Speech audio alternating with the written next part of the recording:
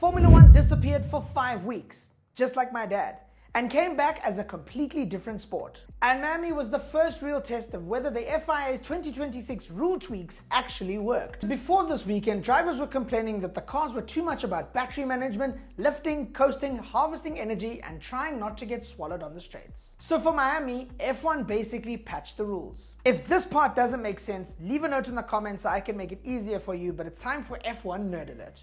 In qualifying, cars could recharge less energy, from 8 megajoules down to 7, to make laps more flat out. The super clipping power was increased from 250 to 350 kilowatts. And in the race, power deployment was adjusted to stop cars from closing in at ridiculous speeds. Now, if that didn't make complete sense to you at all, trust me, I get you. The sport can be very intimidating. In simpler terms, Formula One wanted to make it less about calculator and more about racing. And you could see it. After the break, almost every team brought upgrades. McLaren, Ferrari, and Red Bull came with big packages. Mercedes brought a smaller update, but they still had the final answer. The sprint belonged to McLaren. Norris took P1, Piastri made it a 1-2, and Leclerc finished in third. Suddenly, Mercedes looked beatable, but then Sunday happened. Antonelli started on pole, Verstappen and Leclerc got involved early, Verstappen spun, Hadjar and Gasly crashed, the safety car came out, and the whole race turned into chaos. Norris led, Leclerc led, Antonelli came back.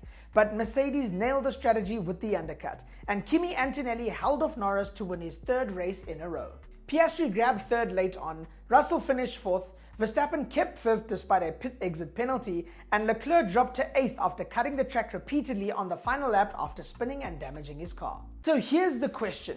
Did the Miami Grand Prix prove that the rules are working, or did it prove that F1 is still trying to fix a problem that it created in the first place?